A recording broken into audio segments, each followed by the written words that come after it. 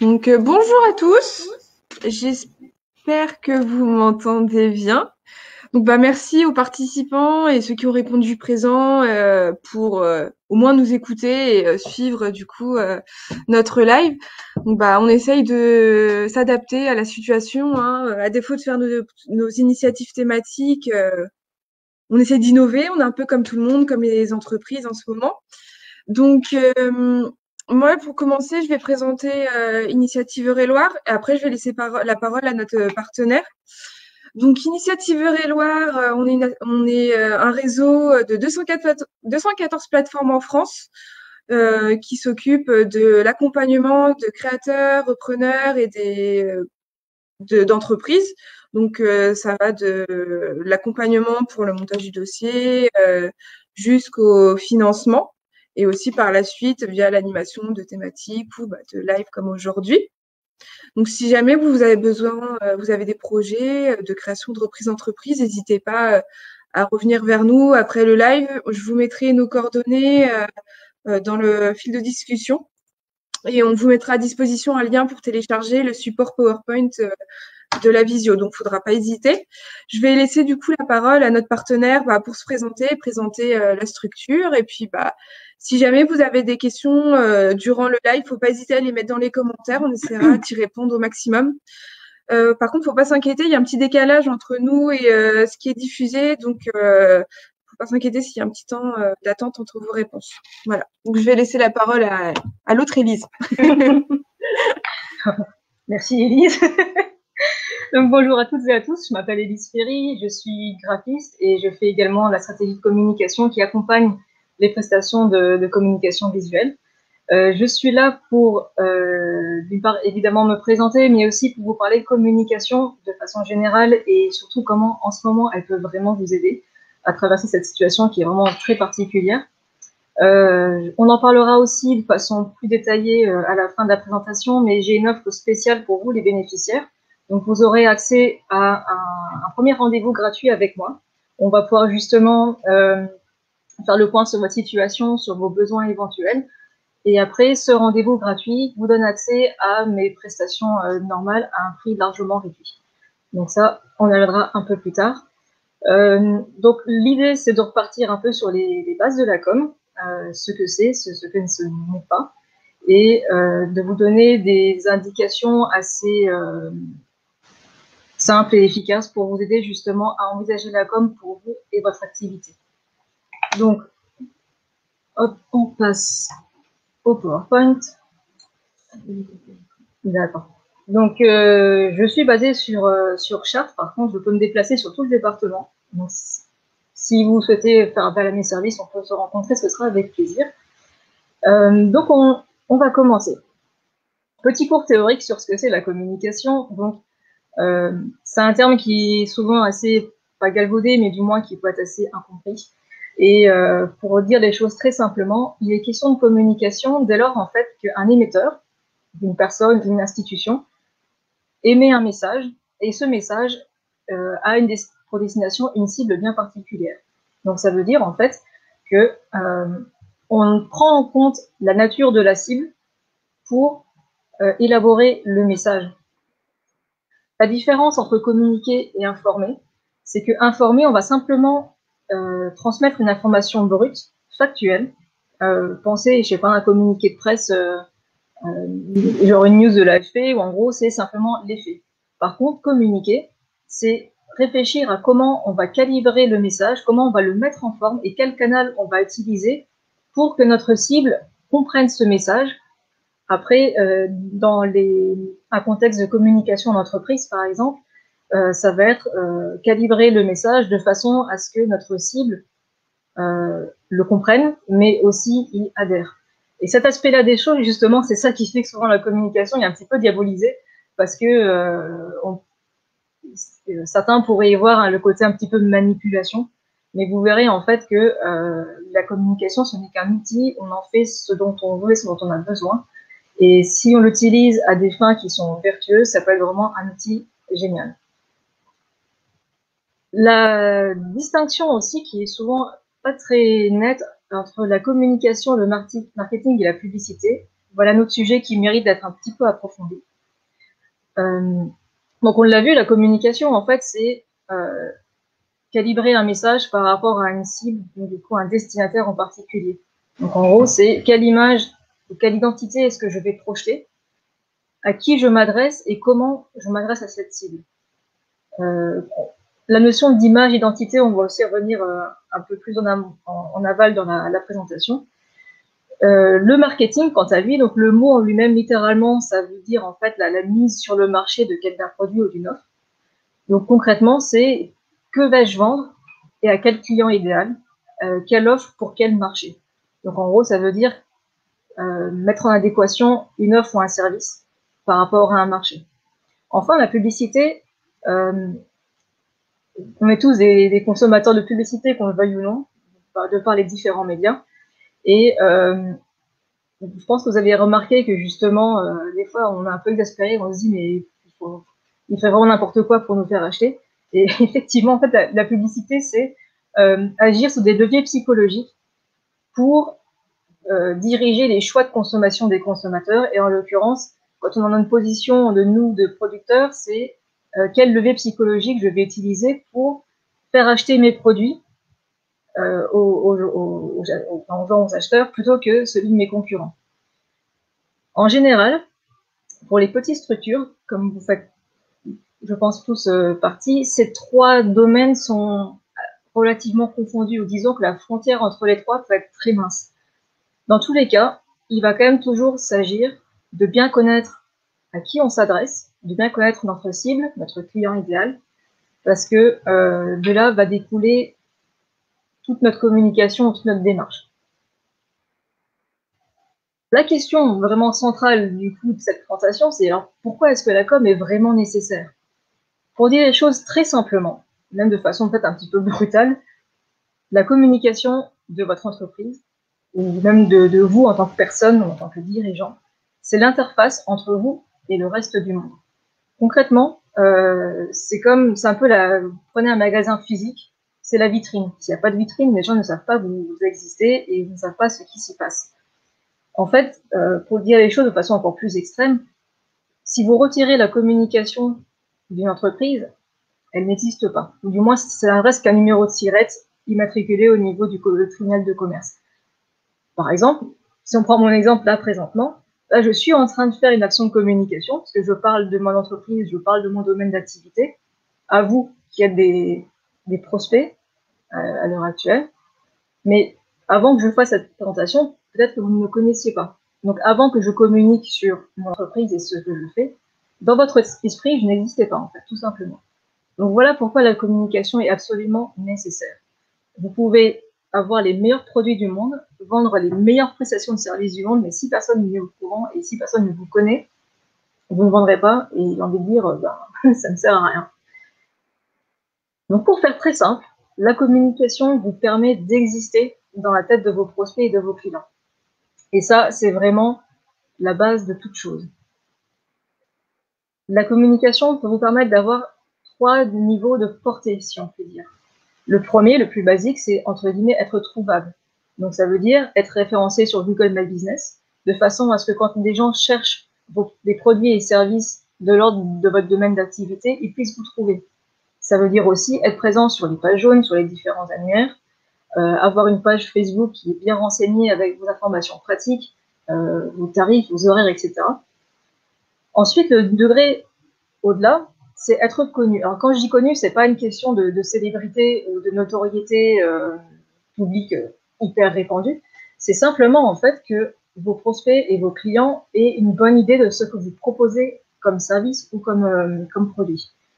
Et donc ça veut dire que puisque vos prospects et clients vous connaissent, ils savent qu'ils peuvent faire appel à vous pour résoudre un problème que vous êtes en mesure de résoudre pour eux. Donc ça veut dire que vous avez déjà une part dans leur esprit, vous êtes déjà présent dans leur esprit, c'est déjà un très bon point. Enfin, le degré vraiment premium, si je puis dire, c'est quand on devient incontournable dans l'esprit de ses prospects et de ses clients. Ça veut dire que vous offrez une qualité de service qui est tellement bonne, des produits qui sont tellement bons, que pour vos clients et prospects, il n'y a aucune hésitation à avoir, c'est à vous qu'ils vont s'adresser, pour leur fournir le service ou le produit que vous proposez. Là, encore une fois, je sais que ça peut paraître un petit peu intimidant quand on expose des choses comme ça, mais vous verrez que c'est moins compliqué qu'il n'y paraît. Et encore une fois, quand on est une entreprise implantée localement, même si on a un rayonnement national ou un international pour certains, il ne faut pas se laisser impressionner en se disant il faut qu'on soit absolument visible partout, tout le temps. C'est pas forcément. Le plus important toujours, c'est d'être connu et incontournable pour les gens qui de toute façon sont dans votre cible. Comme on dit souvent en marketing, en fait, quand on veut servir tout le monde, finalement, on ne sert personne. Et quand on veut plaire à tout le monde, on ne plaît à personne. D'où, encore une fois, l'importance de connaître sa cible et son client idéal. Au niveau des canaux, donc là, j'ai vraiment fait une liste très brève parce que je ne voulais pas non plus faire un sac beaucoup trop long. Mais au niveau des canaux de communication, il y en a une liste assez variée. J'ai mis la communication visuelle en premier puisqu'en fait, j'ai envie de dire, tout démarre de là. Pour votre entreprise ou votre marque, il est dans les usages et c'est dans la tête de tout le monde qu'il faut avoir un logo, au moins être visible à ce niveau-là. L'identité visuelle d'une marque, c'est extrêmement important puisqu'en fait, l'humain est très visuel. L'œil est vraiment attiré par des éléments distinctifs. Donc ça veut dire que si vous avez une identité qui est unique, reconnaissable et qui est entre guillemets efficace, c'est vraiment un très très bon point après pour pouvoir justement afficher une communication forte et impactante. Pour simplifier aussi la communication visuelle, en gros, c'est tout ce qui va être produit au niveau du visuel, donc ça commence effectivement par le logo, et toutes ces définitions sur les différents supports, donc les cartes de visite, des flyers, des affiches, même des catalogues, des brochures. Et la communication visuelle va aussi être retrouvée au niveau des réseaux sociaux. Donc, l'image d'avatar que vous choisirez pour votre compte de réseaux sociaux, donc en gros, ça peut être Facebook, Instagram, LinkedIn et autres, c'est hyper important aussi. Avoir une cohérence dans le visuel, c'est extrêmement important. Les supports imprimés, donc j'en ai parlé juste avant, donc c'est tout ce qui est de l'ordre d'une flyer, carte de visite, affiche, mais ça peut être aussi, par exemple, pour les restaurants et traiteurs, les menus. Pour un lieu qui est accueil du public, même si en ce moment c'est un peu particulier avec le Covid, toute la signalétique dans votre lieu va être aussi et d'autres moyens de diffuser votre identité visuelle. Et puis également, les goodies. C'est bête, mais ça marche aussi pas mal. Les stylos, les porte-clés, des sacs en toile imprimés, etc., etc. Vous avez également, toujours, malgré les réseaux sociaux et les médias traditionnels, donc radio, télé, la presse écrite. Et dans la presse écrite, on peut distinguer les journaux locaux, les publications gratuites, typiquement les revues du conseil régional, des choses comme ça. Au niveau du mailing, c'est vrai qu'on n'y pense plus trop, mais il y a toujours le mailing postal qui existe. Et vous avez aussi maintenant ce système des newsletters, donc par mail. C'est aussi un moyen qui, malgré entre guillemets le temps qui passe, ça reste toujours super efficace. Malgré les réseaux sociaux, avoir une relation directe avec son audience, avec sa cible, c'est hyper important. Parce que pour le coup, vous arrivez directement dans la boîte mail de vos clients, prospects et de vos followers, si on peut dire ça comme ça. Et ça participe justement à la création d'une relation avec eux. Et ça aussi, on va parler de la question de la relation un peu plus tard. Les réseaux sociaux, c'est ce qui permet d'avoir ce contact direct. C'est ça. Il ne faut pas le négliger malgré certains préjugés. C'est ça. Mais ça aussi, on va en parler parce que c'est moins intimidant que ce qu'on pourrait imaginer. Les événements, c'est pareil. En ce moment, c'est suspendu, c'est particulier, mais hors Covid, c'est un très bon moyen également de faire sa communication. Et enfin, le bon vieux téléphone qui marche toujours.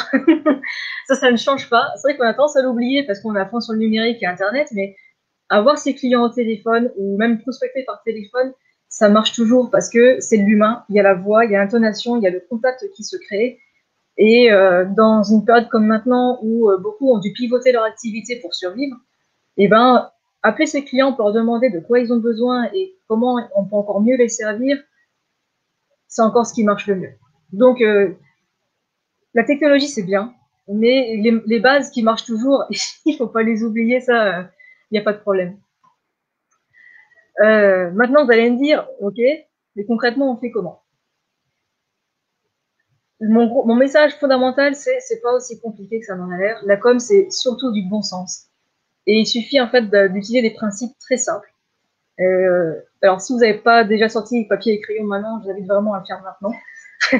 Parce que même si vous aurez le PowerPoint à disposition, si vous le souhaitez, c'est vraiment important de prendre des petites notes.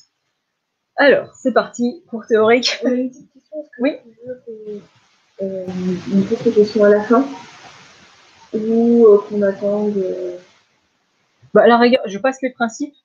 Peut-être que ça va répondre à la question, et puis après, au pire, on pourra peut-être faire un truc au cas par cas. Ouais, on fait une petite, ce qu'on appelle FAQ. Ouais. Pour le moment. N'hésitez pas vraiment à mettre toutes les questions que vous pourriez avoir en dessous de la vidéo. Comme ça, à la fin, on pourra répondre à tout au maximum, en tout cas. Donc, n'hésitez pas. Voilà. Alors, c'est parti. Donc, principe numéro 1. Une entreprise, c'est une marque. Une marque, c'est une identité. Et de là découle après la communication.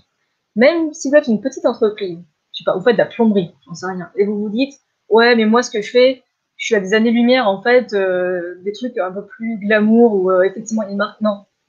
Quoi que vous fassiez, vous avez une entreprise, vous avez une activité, donc ça veut dire que vous vous exposez, et donc ça veut dire que vous avez une marque. Réussir à déterminer en quoi consiste son identité, j'avoue, quand on est tout seul, c'est pas facile. C'est pour ça qu'il y a des gens comme moi qui existent, qui justement sont là pour vous aider à bien déterminer, au moins à définir en fait quel est votre élément différenciant. Donc encore une fois, je le répète, vous êtes bénéficiaire d'Initiative Eure-et-Loir, vous avez droit à un rendez-vous gratuit avec moi pour qu'on en parle justement. En gros, si vous savez qui vous êtes en tant que marque, tout le reste de la communication va découler très naturellement. Quand on parle d'une entité, c'est une façon de s'exprimer verbalement, le langage qu'on va utiliser, l'image qu'on projette, déjà soit en tant que personne, mais aussi au niveau de l'entreprise. Effectivement, le logo, c'est ce qui va aussi beaucoup parler. Tous les visuels que vous pourrez utiliser pour votre communication vont parler pour vous. C'est un peu le côté de communication un peu inconsciente de la chose. Donc voilà, gardez bien à l'esprit, vous êtes dirigeant d'entreprise, vous avez une entreprise, ça veut dire que vous avez une marque. Petite distinction, là je parle de la marque en tant que entité, une image. On n'est pas en train de parler d'une marque commerciale qui aurait été déposée, par exemple, au niveau de l'INPI, etc. C'est encore autre chose. Là, je parle simplement de qui vous êtes en tant qu'entreprise et quelles sont vos valeurs, etc. Ce que vous voulez communiquer. Premier principe. Deuxième principe, et j'y tiens beaucoup, et pas parce que c'est mon métier, la communication, c'est un investissement, c'est pas une dépense. Donc, qui dit investissement, dit ROI, donc retour sur investissement. Je peux parfaitement comprendre que actuellement, on est tous un peu en difficulté budgétaire et qu'on n'a pas forcément la possibilité ou l'envie ou du moins la vision de se dire allez, de dépenser de l'argent pour ça. Et pourtant, il faut investir pour pas récupérer après, mais du coup investir après pour avoir un retour sur investissement qui peut avoir la peine. Et c'est là où effectivement avoir une vision à long terme peut vraiment faire la différence. En fait, c'est que si vous ne communiquez pas du tout en général, et encore moins maintenant, vous diminuez vos chances de traverser cette crise justement. Et on l'a vu précédemment, une entreprise qui ne communique pas, elle n'existe pas dans l'esprit de ses prospects et de ses clients. Et donc, si les gens ne savent pas que vous existez, ils ne vont pas venir acheter chez vous. Donc, en gros, si vous voulez traverser cette crise, je vous encourage vraiment à passer outre tous les blocages qu'on peut avoir par rapport au fait que je manque d'argent, je suis en difficulté, etc. Et même pour vous faire une confession, moi c'est pareil. Concrètement, j'ai payé pour être là aujourd'hui, pour parler devant vous. et pour rien vous cacher, le moment où j'ai dû payer ma cotisation, c'était pas non plus financièrement la folie. Mais ça me semblait nécessaire de faire ça pour pouvoir justement parler de mon métier. Et en même temps, la base de mon boulot, c'est d'aider les gens. Donc en gros, c'est bénéfique pour tout le monde. Donc voilà, la com, c'est un investissement, c'est pas une dépense. De la même façon, la publicité, c'est pareil, c'est un investissement, c'est pas une dépense. Oui. C'est ça. Mais tout ce que vous faites en fait pour diffuser votre image, vos produits, vos services, le but, c'est qu'après, on vienne acheter chez vous. Donc, ça veut dire que, ouais, c'est un investissement. Vous aurez toujours un retour, pareil, quand c'est bien fait, bien réfléchi, etc.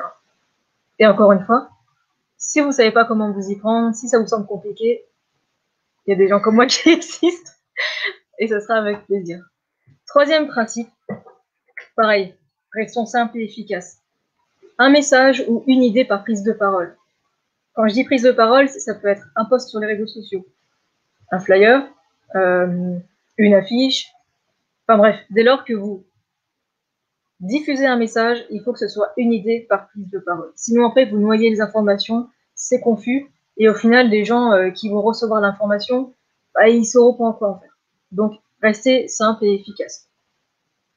Quatrième principe, et là, on entre vraiment dans la boîte à outils de la com, c'est un incontournable, c'est vraiment le grand pilier, et c'est aussi ce qui va vous sauver quand justement vous ne savez pas par quel bout commencer.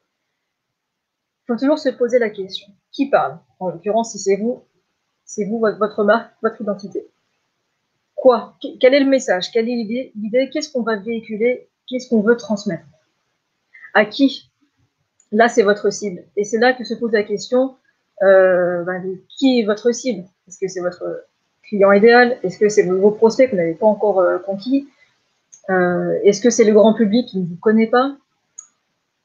Ensuite, le pourquoi en un seul mot, donc c'est la raison. Pourquoi est-ce que j'ai besoin de communiquer maintenant? Pourquoi est-ce que j'ai besoin de passer ce message maintenant? Quelle est en fait la raison? Et enfin, le pourquoi en deux mots, donc c'est l'objectif. Qu'est-ce que je veux atteindre comme objectif en communiquant ce message? Donc ça peut être par exemple de générer plus de ventes.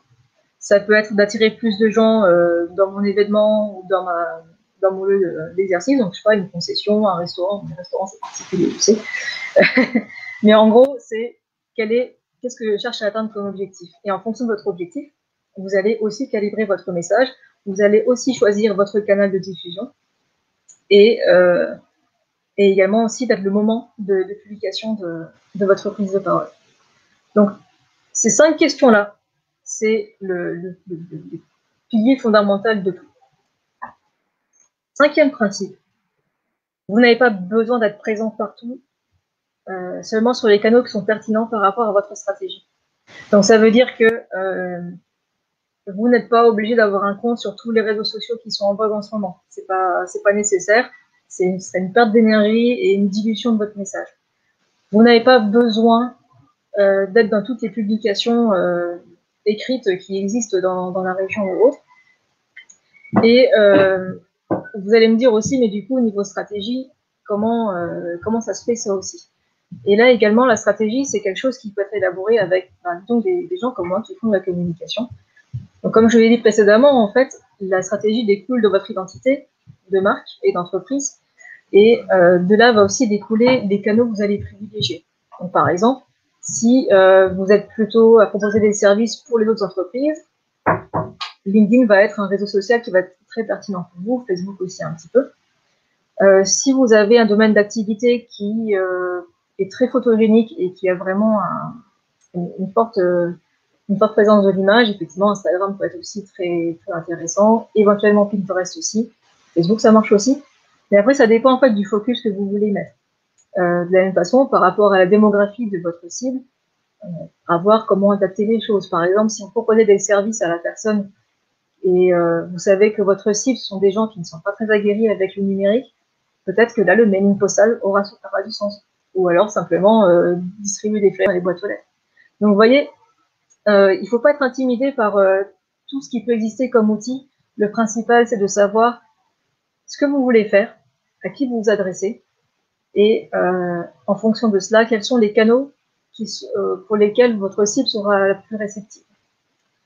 Donc ça, c'était le principe numéro 5. 6e principe, et c'est là où souvent il y a une espèce d'incompréhension, c'est qu'il faut répéter encore et encore. C'est-à-dire que votre cible, c'est comme vous, ils sont super occupés. Ils ont des vies à 100 à l'heure, ils ont beaucoup de travail, ils ont plein de trucs à faire, et ils sont aussi noyés d'informations de la part de tous les réseaux sociaux, de la télé, ils ont leur propre boulot, etc. Donc, Il ne faut pas se décourager si, avec une seule action de communication, les résultats ne sont peut-être pas mirobolants. Et ça, c'est en fait une question de persévérance et d'endurance. Donc, par exemple, au niveau des réseaux sociaux, vous pouvez avoir un espèce de calendrier de vos publications régulières, de façon à entretenir justement votre communication. À cela, vous pouvez ajouter effectivement votre actualité un peu plus chaude avec des stories, des choses comme ça. Mais par contre, si vous vous dites, allez, je vais publier un petit encart dans la revue locale pour montrer que j'existe, et puis qu'après, il ne se passe rien pendant 6 mois au niveau de vos communications, effectivement, il ne va pas se passer grand-chose. Donc en fait, c'est une question d'endurance. C'est comme un marathon. Il faut se dire que il faut mettre du charbon dans la machine perpétuellement pour qu'elle continue d'avancer et que ça continue d'être nourri. Et après, ça crée un cercle vertueux dans la mesure où, comme j'ai expliqué précédemment, les gens vous connaissent, ils sont habitués à voir votre présence sur les réseaux, dans les médias, dans la boîte mail, etc. Et comme ils vous connaissent, un peu malgré eux, ils vont quand même avoir cette impression d'une relation avec vous. Et donc, ça sera plus facile après de faire appel à vous pour acheter vos services et vos produits. Donc, c'est une question de persévérance, de répétition et aussi de patience. Quand même. Il ne faut pas se décourager si au début, ça ne marche pas aussi fort qu'on espère. Après, attention, il ne s'agit pas de spammer les gens. Il ne s'agit pas de les harceler, mais avoir quand même une régularité et oui, enfin, c'est de la persévérance, tout simplement. Voilà. Donc, tout ça pour résumer. Une communication efficace, en fait, ça vous permet de construire une relation avec vos clients et vos prospects. Et c'est parce que la relation existe qu'ils viendront et reviendront acheter chez vous. On est dans une phase, justement, où on a un peu transcendé le B2C ou le C2C, donc le business to business ou consumer to consumer. Maintenant, on est dans de l'humain à l'humain. Donc, même si vos clients, ce sont d'autres entreprises, tout repose quand même sur les relations humaines et tout repose justement sur la relation. Et ça, la communication, c'est l'outil fondamental pour construire la relation avec le reste du monde, juste pour faire simple. Donc, j'en ai fini pour la partie théorique des choses. Donc, petit rappel, vous avez droit à un rendez-vous gratuit qui vous donne droit à des prestations à tarif très réduit. Donc, j'ai mis sur ce slide, du coup, un petit récap de tout ça. Mais tout ce que vous devez retenir là maintenant, c'est que si vous voulez qu'on parle de votre besoin, vous cliquez sur le lien qui est sur le slide, que vous aurez aussi dans le chat, vous pouvez le copier-coller. Et vous pourrez choisir votre créneau pour qu'on puisse se parler et discuter. Même si vous n'êtes pas bénéficiaire, il ne faut pas hésiter à y aller aussi. Et oui, c'est pas que pour les bénéficiaires. Donc voilà, petit rappel. Le lien pour prendre rendez-vous, et ce sera avec plaisir. On pourra faire connaissance et qu'on pourra voir comment je peux vous aider justement à aller encore plus loin avec votre activité. Voilà, j'en ai fini pour la partie théorique et le cours magistral. on va du coup vous partager le lien. Hop. Et moi je repasse dans les commentaires. Je repasse avec la cam. Hop. Du coup, je vais lire un peu les commentaires qu'il y a. Donc apparemment, on est d'accord avec toi sur le fait que le téléphone, c'est important quand on fait c'est sérieux. Oui. Et le gardien qui va montrer aussi que vous prenez de leurs nouvelles, quoi. C'est pas juste les clients, ils sont pas juste là pour payer. Voilà, tout à fait. Donc ça permet aussi de garder un lien un peu plus particulier avec eux et montrer que vous êtes encore là, surtout en ce moment, montrer que malgré ce qui se passe, vous gardez le moral, que vous êtes là, que ça continue et que en cas de besoin, en fait, vous pouvez répondre. Donc c'est important aussi de garder même le contact téléphonique avec les personnes, c'est sûr qu'il n'y a pas de doute. Très important, oui. Laetitia qui parlait du coup de Google My Business, qui disait que c'était la base. Oui, c'est clair. Oui, c'est la base. Pour ceux qui peuvent expliquer, pour ceux qui ne connaissent pas Google My Business, ce que c'est un peu plus. Ouais. Je te laisse présenter. Donc en fait, Google My Business, c'est un outil que Google propose, même titre que les mails, les agendas, etc., qui vous permet en fait d'être référencé. C'est comme un annuaire. Donc en gros, vous mettez toutes vos coordonnées, donc l'adresse postale, le numéro de téléphone, les horaires. Vous pouvez mettre des photos de ce que vous faites. Des Et articles aussi. ouais, en fait, c'est hyper complet. Et en fait, ça vous permet. Alors là, pour le coup, vous, en tant que consommateur, quand vous cherchez une information ou une entreprise, ouais, en fait, vous apparaissez sur la. Bah, du coup, ça reste. Enfin, en gros, sur la droite, en fait, quand vous avez une entreprise qui apparaît en exergue sur la droite, en fait, c'est parce que justement, eux, ils se sont mis sur Google My Business. Et en fait, ça vous permet d'apparaître aussi comme ça quand des gens cherchent vos produits et vos services. Et d'où aussi l'importance d'avoir des horaires à jour aussi, parce que quand on se base là-dessus pour savoir si le magasin est ouvert ou pas. Ouais, c'est ça. Et puis ça permet aussi de voir les avis. Et surtout, c'est important de répondre aux avis qu'il y a sur Google My Business, parce que c'est vrai que je pense que vous le faites aussi à titre personnel.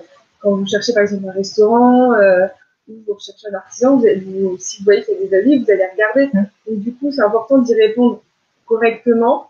Et voilà, même si c'est un avis négatif ou mitigé, c'est important d'y répondre parce que ça permet de montrer que vous prenez aussi en compte ce qu'on vous dit et que vous faites vous cherchez à vous améliorer d'une certaine manière.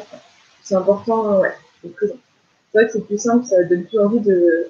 Quand on fait une recherche d'entreprise et qu'on voit qu'elle sur les recherches Google, à droite, vous avez l'entreprise qui apparaît, c'est vrai que ça peut être aussi rassurant pour certaines personnes de voir apparaître ici. Donc, il y a ça, et après, il y a aussi le côté très pratique où, par exemple, quand vous cherchez une entreprise dans un domaine, une zone géographique précise, et comme vous avez renseigné votre adresse postale, vous apparaissez aussi sur la carte.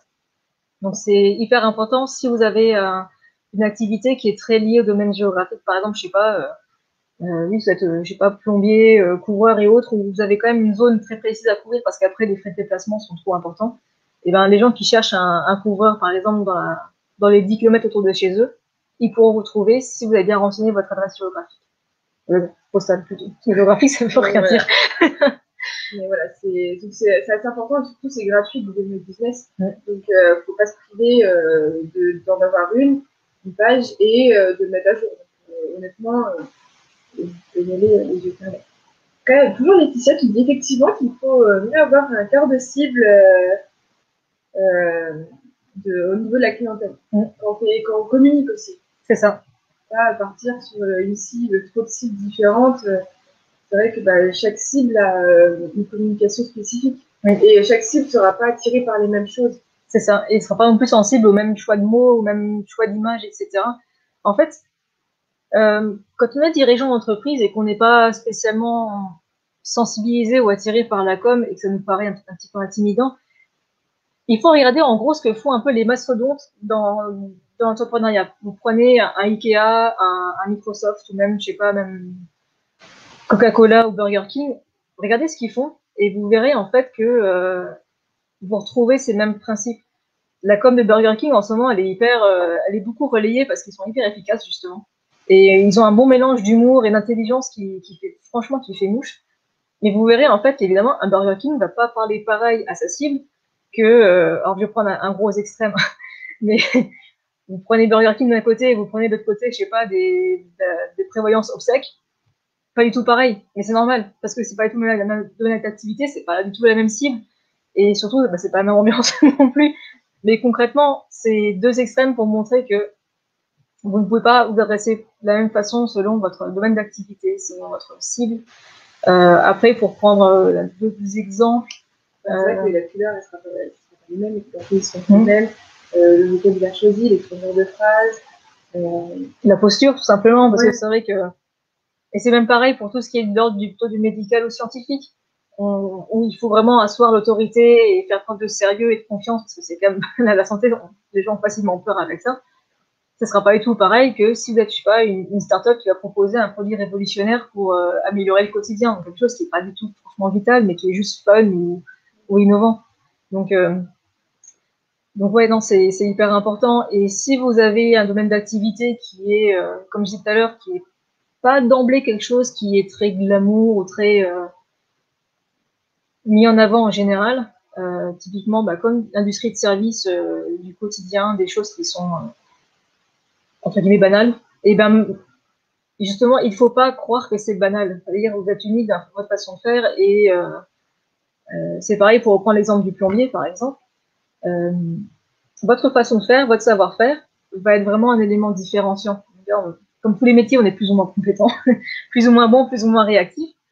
Mais par exemple, si vous, votre truc, c'est vraiment l'intervention, je sais pas, en urgence pour dépanner des gens qui sont vraiment dans la mise, et vous le faites bien, ça, il faut le mettre en avant. Par contre, si votre point fort, c'est plutôt la conception et l'installation dans la rénovation ou du neuf, mais que toutes les réparations d'urgence, vous évitez parce que c'est pas votre truc, vous n'avez pas envie de le faire, ou même techniquement, c'est trop compliqué, et ben mettez en avant là où vous êtes bon. Donc, même pour des métiers qui sont, entre guillemets, parfaitement banals et toujours normaux, on a toujours une particularité. Il y a toujours quelque chose à mettre en avant.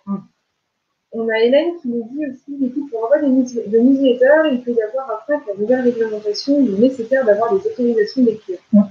Même si je reconnais que cela est plus important. Oui, effectivement, les RGPD, c'est vraiment un incontournable. Là, c'est pareil. Ce sont des textes qui peuvent paraître hyper complexes, et c'est vrai que si on a envie de fouiller un peu les tenants aboutissants, il vaut mieux être juriste. En fait, pour faire simple, au niveau des RGPD, en fait, il faut que les personnes donnent leur plein consentement pour adhérer, enfin pour s'abonner à la newsletter. Il faut que dans les mails, vous ayez toujours en bas du mail un bouton pour se désabonner, ou du moins pour choisir les modalités d'abonnement à la newsletter. Et en général, tous les services, tous les outils justement de mailing, nativement vous proposent ces options-là. Donc en fait, vous n'avez pas trop à vous inquiéter pour ça. Maintenant, tout le monde s'est mis d'équerre là-dessus. Et même les services qui sont américains, donc hébergés aux États-Unis, ils se sont mis aussi raccord avec la législation européenne. Donc c'est pour ça aussi qu'ils proposent de façon automatique et native ces modalités pour respecter la RGPD. Laetitia qui dit qu'en plus maintenant pour tout ce qui est communication, il existe en fait plusieurs applications gratuites pour faire de beaux visuels et pour communiquer sur les réseaux sociaux, donc ça ne fait pas d'excuse pour faire ça. Et il y a Guillaume qui répond, ça va faire sourire Élise parce que on en parlait juste avant le live que Canva existait. C'est ça. Pour faire des supports, enfin, tout ce qui est communication visuelle. Et on en parlait juste avant, parce que c'est vrai que même nous, c'est une initiative, on l'utilise pour certains supports de communication, parce que c'est un moyen rapide de faire le support quand ça doit être fait dans l'urgence. Et c'est vrai que pour certaines choses, c'est pratique. Ouais. Effectivement. C'est ça. En fait, maintenant, on est quand même dans une époque bénie où il existe plein de choses gratuites, facilement accessibles. Et s'il y a une chose qu'on ne sait pas faire, on demande à Google et on peut trouver facilement un tuto et autres. Après, alors je dis pas ça pour faire ma pub, hein, mais je pense vraiment, c'est vrai que il y a des choses pour lesquelles l'humain reste prépondérant, donc notamment la partie stratégie et réflexion. Et on a besoin au moins de parler avec quelqu'un pour au moins faire émerger et mettre à jour son identité propre, etc. Après, pour les gens qui sont dirigeants de petites structures, ou même qui sont tout seuls, ce que je conseille en général, enfin ce qui me semble le plus judicieux, c'est au moins pour la base, faites appel à un ou une graphiste qui pourra déjà faire avec vous la stratégie, bien définir justement votre créneau, votre positionnement. Après, on peut vous fournir un kit, donc typiquement vos images avec votre logo, un avatar pour vos réseaux sociaux, les images de couverture pour Facebook, LinkedIn ou d'autres réseaux sociaux. Éventuellement, en fait, des espèces de fonds, pareil, que vous pourrez après remplir, je sais pas, avec Canvas ou autre pour faire vos posts sur les réseaux sociaux. Votre charte visuelle avec des codes couleurs pour avoir tout le temps, toujours, en fait, quelque chose qui suit un fil conducteur, en fait. C'est ça. Parce que si vous êtes quelqu'un qui avait envie d'être autonome sur votre communication, c'est une solution qui est tout à fait envisageable et même qui est largement conseillée, en fait. Après, si vous aimez ça et si vous avez envie de vous amuser avec le visuel, franchement, allez-y, faites-le. dire, vous êtes libre, en fait, de faire comme vous le sentez. Et de la même façon, si vous savez que la com, c'est important, mais vous n'avez pas du tout envie de vous en occuper, on peut aussi imaginer un système, une espèce de forfait mensuel où on convient que, par exemple, le prestataire va s'acquitter de faire X posts sur les réseaux sociaux avec un planning défini à l'avance, avec des thématiques aussi prévues à l'avance. Pareil pour les newsletters. Et comme ça, vous, en tant que dirigeant, ça vous soulage une tâche. ça vous soulage aussi d'une charge mentale de cette pression de se dire ah, il faut que je communique absolument et tout. Et en même temps, il y a une collaboration très sympa qui se crée justement entre un prestataire et puis un dirigeant. Et c'est pas simplement après que simplement de l'exécution d'une stratégie ou autre, c'est aussi une vraie relation où le prestataire a aussi un rôle de conseil par rapport aux dirigeants. Ça permet, en échangeant l'un avec l'autre, de faire ressortir de nouvelles idées et pourquoi pas de nouvelles idées d'action commerciale. Donc, c'est super important aussi. Oui. On a un de nos partenaires qui assiste du coup au live, Jean, d'Acte 8, du coup, qui nous met je recommande que les actions de communication et commerciale soient intégrées dans le plan d'action commerciale en prévoyant des indicateurs de suivi qui permettront de vérifier le poids de chacune de ces actions. Signé un partenaire du GL. C'est complètement vrai et c'est totalement pertinent. C'est vrai que bon, là, c'est vrai qu'on est comme dans un contexte où on parle des petites structures, mais par contre, quand il s'agit de communication au sein d'une grosse organisation, les plans de com, c'est annuel, en général. C'est sur un an. Et effectivement, à l'avance, on va prévoir le coût des actions de communication et on prévoit aussi les indicateurs qui vont nous permettre de mesurer si les actions étaient efficaces ou non. Donc, effectivement, communication et offre commerciale vont forcément main dans la main, de la même façon que pour les grosses structures, communication va aussi de main dans la main avec le management.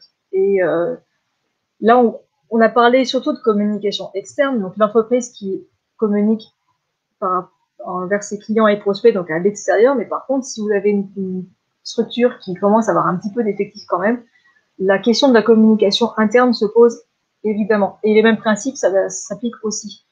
Parce que en tant que dirigeant ou manager, quand vous voulez vous adresser à vos équipes, à vos employés, vous devez aussi prendre en compte la cible qu'ils constituent. Et n'importe qui a dû gérer une équipe va parfaitement comprendre ce que je dis, parce que vous avez des humains face à vous. Et donc, il faut prendre en compte le fait qu'ils ont leurs attentes, la culture d'entreprise, tout ça va jouer pour calibrer votre message.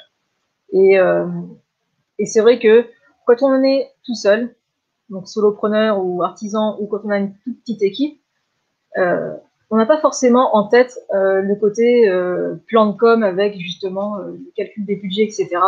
de façon très précise. On se dit en fait, il faut juste que je poste sur Facebook et ce sera vachement bien. Donc là aussi, à vous de placer le curseur par rapport à votre exigence. Est-ce que vous voulez vraiment mettre le paquet sur la com, et auquel cas effectivement il faut prévoir le budget et aussi anticiper, au moins calculer le retour sur investissement qu'on attend. Après, si vous êtes plutôt en mode je vais déjà me faire à la chose et puis voir un peu ce qui se passe quand je me mets à publier au moins une fois par semaine sur mon compte, etc., faites-le aussi. Ça là-dessus, il n'y a pas de règle d'or. Le principal, c'est la régularité et la persévérance. Après, je dis ça, mais je ne suis pas non plus la plus régulière sur mes réseaux. C'est pas bien. Mais en même temps, je passe plus de temps à travailler pour mes clients que pour moi, donc c'est bien. Il y a ça aussi. Mais oui, le point aussi que je voulais vraiment aborder, c'est qu'en fait, la communication, c'est de l'humain. Et qui dit humain dit aussi sur mesure. Comme chaque entreprise est unique, ça veut dire que chaque stratégie va être unique. Et donc, ce qui peut marcher pour le voisin ne va pas forcément marcher pour vous. Donc pareil, là aussi, pas de pression. Le principal, c'est de faire des choses qui sont pertinentes pour vous et votre marque. D'où encore l'importance d'avoir des gens comme moi, qui sont là aussi pour vous aider à avoir le recul nécessaire sur qui vous êtes en tant que marque, ce que vous voulez accomplir et comment on y parvient.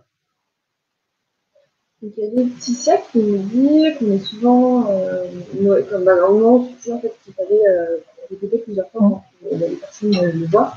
Elle disait du coup que sur le fil d'actualité, surtout des réseaux sociaux, on était souvent, en fait, il y avait beaucoup de choses à publier et qu'en général, une personne qui se souvienne de quelque chose qu'elle a vu, il faut qu'elle le voit au moins 7 fois le message.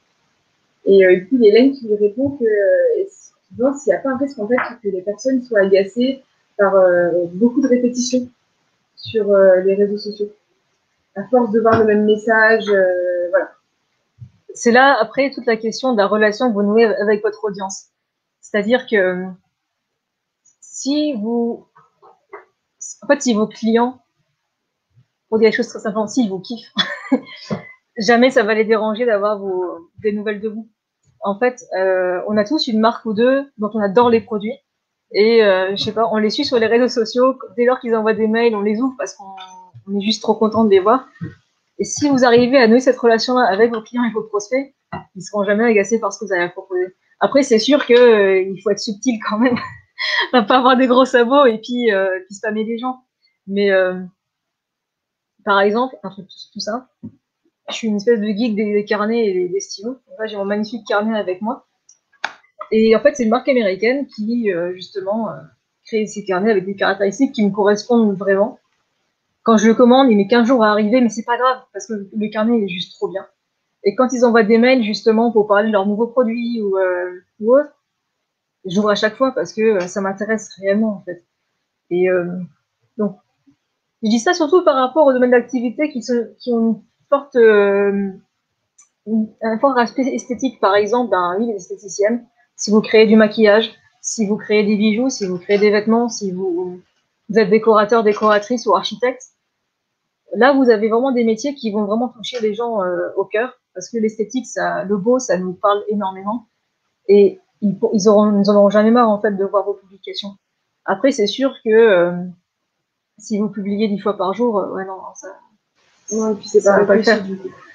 Bah, on a un de nos partenaires du coup, qui ajoute qu'il y a les CRM qui existent du coup pour programmer tout ce qui est les échéances pertinentes de continuité de contact, qui peuvent être aussi un outil pour en fait, programmer et savoir co-communiquer auprès de ces contacts. Donc, alors, pour les réseaux sociaux, c'est un peu plus compliqué parce que ça touche un plus large cercle de personnes, mais c'est vrai que quand tout ce qui est newsletter ou on voit de nouveaux produits, par exemple, ça peut être, les CRM peuvent être pratiques pour savoir à quand est-ce que j'ai dû envoyer quelque chose à quelqu'un, à tel client ou à tel prospect. Donc, c'est vrai que ça peut être un outil aussi intéressant.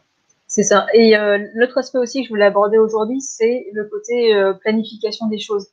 Là, encore une fois, ça peut être très intimidant de se dire, oh là, il faut que je publie régulièrement sur les réseaux, mais j'ai pas d'idée, etc. Anticiper les choses. C'est-à-dire que déjà, sur l'année, on sait qu'il y a des événements qui vont revenir. Ben, prochainement, c'est Saint-Valentin, il y a Noël, il y a Pâques, il y a les vacances d'été. Ben, il y a toujours quelque chose qui est prétexte à communiquer. Et donc, qui est aussi prétexte à faire des offres commerciales. Ça va te faire aussi. Et sinon, dans votre communication, vous allez surtout raconter une histoire. Alors, quand je dis ça, c'est pas des contes de fées. C'est raconter, en fait, qui vous êtes comme marque. Qu'est-ce que vous voulez accomplir, quelles sont vos valeurs. Et tout ça, en fait, ça va être fait sous la forme de... oui, vous pouvez raconter votre histoire à vous personnelle, ça a vraiment déclenché la création de l'entreprise, mais ça peut être aussi une histoire avec vos clients. Un échange avec un client qui est particulièrement marquant par rapport, qui est particulièrement cohérent avec vos valeurs et votre façon de faire les choses, etc. Si vous partez dans l'optique de dire je réfléchis au sujet de mon poste le jour J, c'est mort. En fait, il faut vous constituer une banque d'idées et une banque d'histoires à raconter, de façon à ce que, au moment de poster, vous n'ayez pas à réfléchir à ça. Vous allez dire, tiens, aujourd'hui, je vais parler de ça. Et comme ça, vous vous déchargez en fait d'une pression aussi mentale de devoir absolument avoir des idées constamment. Et en fait, vous pouvez aussi recycler vos idées. Par exemple, admettons, moi, si je veux pareil avoir un planning de mes publications, je peux parler de la com en général, je peux prendre des exemples sur d'autres entreprises qui font des trucs super chouettes, mais après, je peux aussi parler de comment moi est-ce que j'étais amenée à m'intéresser à la communication, pourquoi est-ce que le graphisme m'a appelé comme ça a été le cas, etc. Et en fait, en parlant de vous, en parlant de qui vous êtes en tant que marque, vous allez aussi faire écho avec des gens qui ont les mêmes valeurs que vous, qui vont avoir les mêmes ambitions, les mêmes appétences, et c'est ça aussi qui contribue à créer la relation. Et je pense que vous aurez remarqué que les clients aussi avec qui vous entendez le mieux et qui sont les plus sympas, c'est les meilleurs clients de façon générale, avec qui c'est plus agréable de travailler. Et en fait, c'est ça l'idée. C'est que vous allez attirer à vous des gens qui vous ressemblent quand vous allez partager qui vous êtes. Et donc, c'est important de planifier justement vos publications parce que vous allez chercher dans votre passé, dans votre vécu, des choses à raconter. Et ça, en général, on n'y pense pas 30 secondes avant de publier un truc. Il faut que ça mûrisse et que ça comment dire, que vous puissiez en fait justement réunir vos idées en un seul endroit pour pouvoir les publier au moment venu. Est-ce que j'ai dit un truc? Non, je ne sais plus. Moi, il y a Laetitia qui nous dit que le plus important, c'est le logo qui n'est pas négligé et qui n'est pas à faire seul, mais à faire avec un graphiste ou une graphiste. Et que le branding aussi, seul, aussi, car seul, c'est pas toujours évident de le faire. Ouais, et surtout quand vous vendez des produits qui ont un packaging qu'il faut personnaliser. Là aussi, c'est des choses qui se réfléchissent à plusieurs, notamment au niveau de la praticité et puis du visuel. Souvent, chez des gens qui ne sont pas du tout sensibles à la communication, pour eux, un logo, c'est un truc qui est grand comme ça, c'est pas très grand, donc vu que c'est pas grand, en fait, c'est juste un logo, et du coup, c'est bon, c'est fait en 5 minutes, quoi. En fait, non. C'est quand on fait un logo, il peut y avoir des quinzaines, des dizaines de pistes, parmi lesquelles on va trier pour trouver la solution qui va vraiment illustrer la marque de l'entreprise. C'est tout un travail de réflexion sur justement les valeurs de vous présenter, en fait. Ouais. Les personnes, quand ils voient votre logo, vont dire, ah tiens, c'est telle entreprise. Oui. Je le reconnais. Enfin, et puis les couleurs qui sont sur votre logo peuvent vous servir aussi à tous les supports de communication. Donc les gens, en fait, ils vous identifient à tous les éléments qu'il y a dans le logo. Donc la couleur, la police utilisée, les traits, le style, enfin plein de choses. Donc tout. C'est vraiment pas à négliger, en fait. En fait, il faut se dire que le logo, c'est l'héritier des blasons du Moyen-Âge et aussi des enseignes des corporations qu'il y avait dans les villes. À l'époque où les gens étaient illettrés, il y avait justement accroché aux échoppes justement une image qui représentait le métier de l'artisan qui était juste en dessous. Et c'est ça, en fait. On en est toujours là, en fait. C'est-à-dire que même si les signaux sont devenus plus sophistiqués du fait que on a quand même maintenant une histoire du marketing et de la pub qui est là, le cerveau humain est quand même resté très basique. Donc, il marche avec des symboles, avec des couleurs. C'est-à-dire, en fait, on prend toujours un peu les mêmes recettes qui sont dans l'inconscient collectif pour après en faire quelque chose. C'est pour ça que, par exemple, la plupart des logos, des choses qui sont médicales ou santé ou scientifiques, ça va être du bleu ou du vert. Surtout du bleu. Coca et Pepsi ont du rouge dans leur logo, c'est pas un hasard non plus, parce que c'est la jeunesse, c'est l'énergie, etc. Le sucre, la glycémie. Et de la même façon, les boîtes souvent qui sont très portées sur l'innovation, le bien-être, etc., vous allez avoir du jaune, des couleurs vives. Donc, ces espèces de recettes qui sont intemporelles qu'on va utiliser. Et globalement, en fait, le travail du graphiste, c'est d'assembler en fait différents paramètres. Il y a l'entreprise, donc le client, qui il est et ce qu'il veut projeter comme image. Toutes ces informations en fait qui sont du domaine de la symbolique des couleurs, des formes, etc. La typographie aussi avec ce qu'elle peut évoquer en termes de connotation. Et puis, pareil, la cible toujours. Donc on va assembler tout ça. Et malgré tout, là encore une fois, il faut un humain. Il faut un humain. Donc, je rajoute qu'il faut faire attention aux clichés des logos, par exemple, sur certains secteurs d'activité, type esthéticienne, coiffure, même donner d'autres métiers, par exemple de l'artisanat ou autre, de pouvoir se démarquer et pas faire quelque chose du vu et revu, en fait, finalement. C'est ça. Même si c'est sûr que c'est des secteurs qui sont. Il y a grosso modo beaucoup de services similaires, c'est vrai que ça peut être dur de trouver, mais après, il faut servir aussi de sa personnalité à soi, du dirigeant aussi. C'est ça. Donc, voilà. Il y a Antonin, du coup, l'un de nos partenaires aussi de JCSO, qui demande si il y avait des conseils, si tu avais des conseils à donner en fait pour ceux qui subissent une fermeture partielle ou totale au niveau de la com. Des idées qu'ils pourraient mettre en place en ce moment pour garder le lien. Alors là aussi, ça va dépendre du domaine d'activité, parce que ça dépend du coup de la matière à communiquer justement. Mais si on est contraint d'avoir une activité qui est à l'arrêt ou quasiment à l'arrêt, vous pouvez toujours en fait parler de votre cœur de métier. Vous pouvez toujours parler, surtout si vous êtes quelqu'un de passionné par ce que vous faites. Vous pouvez parler de votre métier, de pourquoi il est important, pourquoi il vous plaît, pourquoi il vous parle. Vous pouvez aussi, c'est peut-être le moment aussi de produire et de diffuser des témoignages de clients que vous avez servis, qui sont contents de vous. Parce que c'est pareil, c'est jamais perdu. C'est juste qu'il peut être recyclé régulièrement sur les réseaux. Le jour où vous pouvez reprendre l'activité, ça va être un énorme avantage d'avoir vos témoignages de clients. Surtout qu'en plus, ben, voilà, si vous êtes contraint de stopper l'activité momentanément, ben, vous avez du temps. Et donc, vous pouvez faire quelque chose qui est très chronophage, comme tourner des vidéos avec vos clients, justement, pour qu'ils vous expliquent pourquoi ils ont été contents de vous.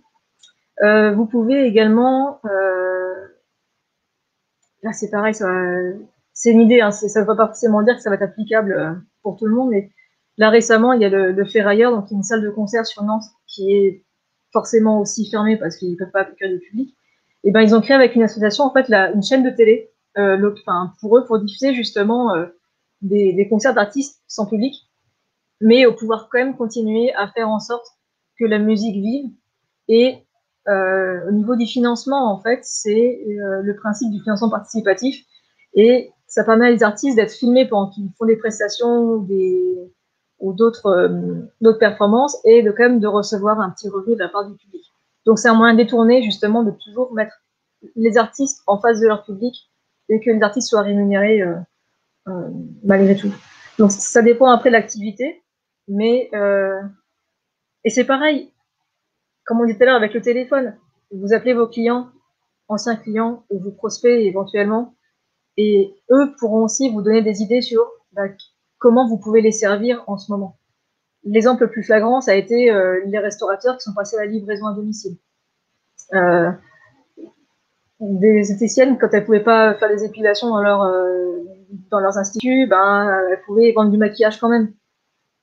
Et donc ça dépend après de ce que vous faites, mais il ne faut pas avoir honte et ne pas non. Et avoir peur aussi de demander à ses clients, en leur expliquant, de toute façon, tout le monde est conscient de la situation. Oui, tout le monde sait. Leur demander qu'est-ce que vous aimeriez voir par rapport durant cette situation-là sanitaire, venant de notre entreprise. Ça peut être aussi la situation, même si vous êtes en fermeture partielle ou totale, c'est de retravailler sur tout ce qui est communication et de penser en fait à la reprise. Même si dans certains secteurs on ne sait pas quand c'est de savoir qu'est-ce que je peux faire au moment où maintenant c'est la reprise pour avoir une communication forte en fait et pouvoir tout de suite redémarrer de manière efficace en fait et de manière efficace et impactante. Comme voilà. C'est le mot-clé. Voilà, mais voilà, c'est en fait, même si on est conscient que c'est difficile, faut en fait essayer de trouver les petites choses positives pour quand même permettre d'avancer certaines choses. Là, ça peut être l'occasion de travailler de revoir tous ces supports de com pour vraiment retrouver une nouvelle identité ou mieux recentrer son identité. Ça peut être aussi savoir, comme je disais, à la reprise, je veux que ça redémarre de manière forte. Qu'est-ce que je peux faire? Qu'est-ce que je dois mettre en place? Qui je veux toucher tout de suite? Ou si à cause de la crise sanitaire, vous avez dû changer de clientèle, il y a certaines personnes qui ont dû changer de clientèle, c'est moi avant j'avais une clientèle professionnelle, il y a certains qui avaient une clientèle professionnelle et qui ont dû passer sur une clientèle particulière, par exemple ceux qui faisaient tout ce qui est salon professionnel, comment je peux réussir à les atteindre, parce que ces personnes-là ne me connaissaient pas du tout, qu'est-ce que je peux faire pour les atteindre et comment je peux communiquer pour que ça leur parle. Donc c'est-à-dire revoir toutes ces choses-là.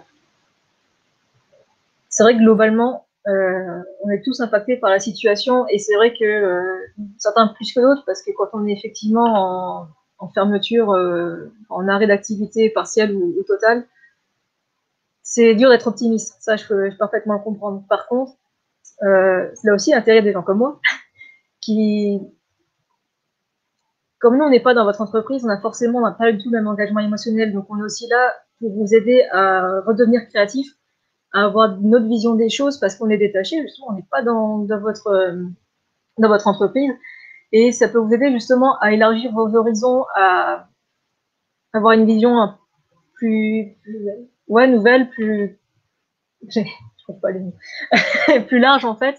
Et c'est vrai que globalement, la crise qui nous arrive actuellement, c'est au-delà du côté tragique, sanitaire pur et dur par rapport au virus, c'est aussi pour nous entrepreneurs, c'est un vrai exercice de persévérance et de flexibilité. Ouais. Et à titre personnel, je suis vraiment un optimiste de nature, donc forcément, c'est aussi le message que je veux transmettre en fait, c'est que oui, en ce moment c'est dur, c'est compliqué pour tout le monde. Ouais, mais par contre, l'argent circule toujours. Donc même si c'est un peu plus compliqué pour tout le monde, il y a toujours moyen de trouver le bon filon et Et puis ouais, quitte à complètement, je sais pas, changer d'activité ou repivoter, etc. Alors, je sais que c'est facile à dire, hein, c'est beaucoup moins à faire, mais il y a, j'ai envie de dire, il n'y a pas vraiment de limite en fait. Bah, en parlant d'argent, il y a tu sais qui dit il faut effectivement de l'argent, mais il y a des restaurants qui sont profités par exemple, en exemple des restaurants, d'être fermés en fait pour faire des travaux d'embellissement ou pour changer de local. Bah, c'est vrai qu'il y en a certains qui ont profité pour faire ça. Il y en a d'autres qui ont mis sur la communication. Et c'est vrai que là, pour le coup, pour les restaurateurs, ça permet aussi de garder le lien et montrer qu'ils sont toujours là. Et il y a Antonin, c'est une bonne idée hein, pour ceux qui regardent. Pour ceux qui regardent le live, s'il y a des restaurateurs, c'est de pourquoi pas faire des lives de cuisine. Apparemment, Antonin a envie de voir des lives de cuisine sur Facebook. Il a envie de faire une petite émission comme Cyril Lignac avec des restaurateurs locaux. Donc pourquoi pas. Avec l'accent. Voilà, c'est ça, c'est à lancer. Mais oui, mais complètement, genre des cours de cuisine en live sur Facebook. Tu vois, si ça rapporte rien, en fait, ça vous fait, ça fait une bonne pub, en fait, pour de rien. Oui. Mais, et puis ça permet en fait d'être visible et pour le coup, c'est une visibilité, en plus c'est sur du lot, donc c'est impactant quand même. Là, il y a une Laetitia, une autre, qui dit qu'elle a élargi ses activités, qu'elle avait une grosse demande pour les animaux qui lui étaient demandés. Donc, elle a rattaché sa pension toilettage et magasin animalier et élargi ses prestations. Donc, elle est maintenant organise cette formation. Bah, tout à fait, ça permet du coup d'élargir oui. sa clientèle et en fait, d'élargir son cercle de clientèle et de rebondir et de pouvoir garder en fait la plupart de l'eau d'une certaine manière et t'adapter. C'est aussi ça d'un chef d'entreprise, c'est de savoir rebondir, même si c'est pas toujours simple. Mais voilà. Et montrer son, Antonin a montré son savoir-faire, tout à fait. C'est ça. C'est ça, en fait, c'est ma conviction d'être un petit peu une bisounours et idéaliste, mais j'ai la conviction quand même que dès lors que vous partagez votre passion de façon authentique et que les gens voient vraiment qui vous êtes, vous pouvez que gagner en fait. C'est que de la bonne pub. Et c'est la meilleure pub parce que c'est votre activité, et c'est vous qui l'a montré. Ça renvoie une très bonne image aussi bien de la structure, peu importe le secteur d'activité, que de la personne du chef d'entreprise en lui-même. C'est ça. Donc, on en revient toujours à la même chose. Vous avez en fait une marque unique, une entreprise unique, et même si vous êtes unique, et même si vous faites un métier qui est fait par beaucoup de personnes, c'est pas grave, vous êtes unique quand même dans la façon de le faire. Ouais. C'est beau. Hein. C'est ça. Je vais prendre ce que notre secrétaire Laetitia nous a dit un peu plus haut. Il faut très bien choisir son intervenant pour pas avoir de mauvaises surprises. Si on ne sait pas le faire, mieux vaut dépenser un petit peu pour demander à le faire à quelqu'un de le faire et avoir quelque chose de qualitatif et d'efficace. Voilà. Une dernière question qui est alors combien faut-il compter en budget pour la com? Logo, page Facebook, site internet, affiches, etc. Car je n'ai aucune idée sur la question. Je suis en projet de création d'entreprise dans la petite enfance. Alors, grosso modo, en fait, il faut bien se dire déjà que le graphisme, comme c'est pas une profession réglementée, vous n'avez pas de barème, donc chaque graphiste fixe ses tarifs. Quand on n'a jamais eu affaire à un graphiste, les prix peuvent dérouter parce qu'on se dit oh la vache c'est cher. Vous pouvez, enfin, il faut vous attendre à avoir à minima plusieurs centaines d'euros à débourser pour le logo, carte de visite, identité visuelle, etc. Les sites internet, en fait, en général, il faut au moins compter 1000 euros. C'est vraiment le minimum. Et donc oui, quand on est en phase de création d'entreprise, le budget de la com, il est hyper important et il faut bien l'anticiper parce que c'est des coûts quand même, quand on n'a pas de financement forcément au départ, qui sont assez costauds. Personnellement, et je pense que je suis pas la seule, il peut y avoir des facilités de paiement pour payer en plusieurs fois, qui sont parfaitement envisageables. Ça, c'est vraiment pas le souci. Les garagistes le font, pourquoi les graphistes ne le feraient pas? Et mais c'est vrai que on est quand même, c'est une profession qui est souvent assez mal aimée parce que quand on sort les devis, des fois, on dit oh, c'est cher quand même. Oui, mais en même temps, c'est des compétences, c'est un savoir-faire, c'est des heures passées aussi à produire des choses. Et donc oui, il faut prévoir le budget pour le graphiste, le ou la graphiste. Après, il faut aussi prévoir le budget pour l'impression des supports, puisque Un graphiste va vous faire le visuel, mais il va pas, à moins qu'il soit aussi imprimeur, va pas prendre en charge l'impression. Donc il y a ça aussi à prendre en compte. Ça peut varier pas mal. Si tu ne nommera pas, mais que tout le monde connaît, il peut avoir des tarifs assez abordables. C'est toujours un budget, donc. Mais voilà, il y a toujours des solutions. Qu'on ait du budget ou pas, Canva revient beaucoup. Mais oui. voilà, effectivement, si vraiment il n'y a pas de budget, il n'y a pas de budget au début, quand par exemple on est sur une création, il n'y a vraiment pas de budget, ça peut être une solution Canva. Après, c'est vrai que pour commencer, mieux vaut, à mon avis, avoir des supports de communication qualitatifs et impactants et adaptés pour commencer. Et du coup, lors de votre création, en fait, dans votre budget prévisionnel, c'est prendre en compte toutes ces choses-là. Quand vous créez une entreprise, ou vous apprenez, il ne faut pas oublier aussi toute la partie communication. C'est ce que Jean disait un peu plus haut. Il ne faut vraiment pas l'oublier et bien le prendre en compte parce que ça fait partie en fait de votre parcours de création d'entreprise, de reprise. Tout à fait. Et puis, ne pas hésiter à demander des devis chez plusieurs personnes. Vous avez parfaitement le droit de faire ça. Et par contre, je peux parler que de ce que je connais au niveau du graphisme. En fait, pareil, on est sur de l'humain. Donc, il faut que vous allez chez une personne avec qui vous avez vraiment un bon feeling. C'est pas la peine de... Surtout pour la communication, parce que ça vous présente si le courant passe pas, ça n'a pas d'intérêt. Il y a Hélène qui rajoute que, du coup, de son avis, pour la communication, il vaut mieux y aller petit à petit, commencer par son logo, et après, étape par étape. Et ce qui est une bonne idée, je pense. Oui, parce que de toute façon, quand on crée sa boîte, et je vais passer par là aussi, on a tellement de trucs à faire. De toute façon, ça sert à rien de vouloir tout faire d'un coup. J'ai envie de dire, le principal, c'est le logo. C'est la base. Et ça, après, vous pouvez mettre partout, sur les réseaux sociaux, etc. Et bien, j'ai envie de vous dire, et je suis une bonne illustration de ça, mon site, il est encore en construction. et pourtant, ça fait 1 an et demi que je me suis lancée. Et en fait, ça m'a pas empêché d'avoir du business quand même. Le principal, c'est d'être trouvable, comme je disais tout à l'heure. Ayez une page Facebook bien renseignée. Mettez-vous sur Google My Business. Éventuellement Instagram, parce que du coup, Instagram et Facebook, maintenant que c'est la même entité, vous pouvez poster l'un sur l'autre de façon automatisée. Le principal, c'est qu'on puisse vous trouver. Après, le reste, c'est étape par étape. Surtout si vous avez une activité où vous cherchez encore un petit peu sur les prestations que vous voulez donner. Ça sert à rien de vouloir faire un site tout de suite pour afficher vos prestations si vous n'êtes même pas sûr en fait de ce que vous allez proposer et même de qui vous êtes en tant qu'entrepreneur. Donc, ouais, principal, c'est le logo. Après, le reste. L'année qui vient, peut-être autre chose. C'est ça. Voilà. Étape par étape, c'est une bonne solution aussi, parce que ça permet de se connaître et de connaître vraiment, de bien laisser l'entreprise en fait évoluer et que tout se stabilise un peu. C'est vrai que ça sert à rien de partir en tout début et lors d'une création d'entreprise sur toutes les choses en communication d'un coup. Il vaut mieux faire étape par étape et que ce soit bien fait et de qualité que sur plein de choses en même temps et qu'en fait ce soit pas bien fait et qu'en fait finalement c'est ça. Et pour les personnes qui du coup sont en création d'entreprise ou qui viennent de se lancer pour la première fois, vraiment des primo-entrepreneurs si je puis dire. Et là aussi c'est un truc, j'en parle d'expérience, c'est un truc on n'en parle jamais et personne ne nous prévient. Mais en fait, ce qui se passe quand on se lance, c'est que on est confronté à des choses qu'on n'avait pas anticipées et notamment par rapport à soi-même. C'est-à-dire que si on est quelqu'un comme moi qui était salarié, qui est parti en disant je m'en fous, je crée ma boîte et je fais ce que je veux, et ben une fois qu'on est libre, et ben là c'est moins marrant parce que il faut savoir quoi faire de cette liberté-là.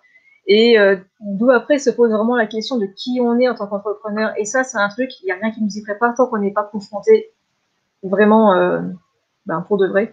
Et je vais dire, c'est quoi le rapport avec la com? Et ben le rapport, c'est que si vous ne savez pas vraiment qui vous êtes en tant qu'entreprise, vous aurez beaucoup de mal à communiquer de façon pertinente. Donc c'est pour ça aussi que quand on se lance, il faut aussi se laisser le temps de trouver ses marques, de trouver qui on est, de quoi est fait sa marque. Et ça se fait vraiment à l'expérience. Et puis aussi en ayant les feedbacks des gens qui vont réagir à vos publications, qui vont réagir à votre communication. Donc oui, il faut anticiper le budget, oui, il faut prévoir des choses, mais là aussi, pas de pression inutile. On commence par le logo et après le reste, ça viendra à l'expérience. Il y a Antoine qui demande si le meilleur réseau B2B, c'est le B2B. J'ai envie de dire que le meilleur réseau B2B, c'est soi-même. Et qu'en fait, le réseau, c'est juste un outil. Et après, tout est une question d'humain. Donc en fait, si vous êtes quelqu'un de sympa, qui parle aux gens, qui arrive à nouer des liens avec les gens, mais que ce soit LinkedIn ou en fait présentiel ou même par signaux de fumée, on s'en fout, en fait, ça va forcément marcher. Ce qui est chiant avec LinkedIn, en fait, c'est qu'il y a beaucoup de personnes qui prennent ça pour une espèce de Facebook secondaire, genre carrément de mythique ou je ne sais quoi, et d'autres qui font une espèce de démarchage impersonnel et vraiment gros sabot qui est juste lourd. Donc, si vous êtes subtil dans votre façon d'approcher les gens, si vous approchez vraiment des gens à qui vous pouvez vraiment apporter de la valeur, ça va le faire. Et j'ai envie de dire, si vous faites ça avec Facebook, avec Instagram et autres, ça va le faire aussi. En fait, la seule différence, en fait, c'est que j'ai dit effectivement que LinkedIn, c'était plutôt B2B, c'est parce qu'en fait, en tant qu'utilisateur, quand on va sur le réseau là, on est en mode business. Alors qu'à la base, c'était ça, ouais. Alors qu'Instagram, on y est souvent en mode plutôt relax et autres. Donc, c'est plus dans ce sens-là, mais j'ai envie de dire, en fait, peu importe le canal que vous utilisez, en fait, c'est votre personnalité, c'est votre de compétences sociales qui va faire la différence après dans la constitution du réseau, tout simplement. Je pense qu'on a répondu à un maximum de questions. Si jamais vous en avez d'autres, n'hésitez pas à nous contacter. On va peut-être remettre tes coordonnées. Ouais, je vais les rafficher. Voilà, si jamais vous voulez recevoir par mail le Power, n'hésitez pas à nous envoyer un message privé sur la page d'Initiative Eure-et-Loir. Comme ça, nous, on vous l'envoie directement. Il n'y a aucun problème sur ça. Si vous souhaitez, vous êtes intéressé par les services d'Élie, n'hésitez pas à hésiter à prendre contact avec elle, bénéficiaire ou pas, bien sûr. Elle reçoit tout le monde. Oui, je suis pas sectaire comme ça. Voilà, donc faut pas hésiter. Juste pas il n'a pas été fait. Ah, zut. Donc, pareil, faut pas hésiter. Et puis, nous, si jamais vous avez un projet de création d'entreprise, de reprise ou de croissance d'entreprise, faut pas hésiter à revenir vers Initiative Eure-et-Loir. Nos coordonnées sont sur notre profil et sur notre page pro. Donc, aucun souci pour ça. Il y aura du coup on a d'autres lives de prévus sur Facebook avec d'autres partenaires. Donc, pareil, on fera comme pour celui-ci, on fera un petit événement sur Facebook. Donc, n'hésitez pas à venir y participer aussi. Si jamais vous voulez aborder certains thèmes, n'hésitez pas, pareil, à nous mettre des petits messages. Nous, on peut voir avec nos partenaires avec qui on peut répondre à ces questions. Et puis, voilà, quoi. Merci à tous d'avoir participé. Pas mal d'échanges, on est plutôt contente. Oui, c'est clair. Je suis très contente d'avoir des réactions en direct et puis de voir quelques entrepreneurs qui sont aussi intéressés par la com. Ça, c'est vraiment cool. Donc, si ça vous a plu, c'est super. Puis, on remet ça très rapidement avec d'autres partenaires. Et puis, peut-être en fonction de comment ça évolue, avec peut-être avec Élie de nouveau. Avec plaisir. À bientôt. À bientôt. Au revoir, bonne journée.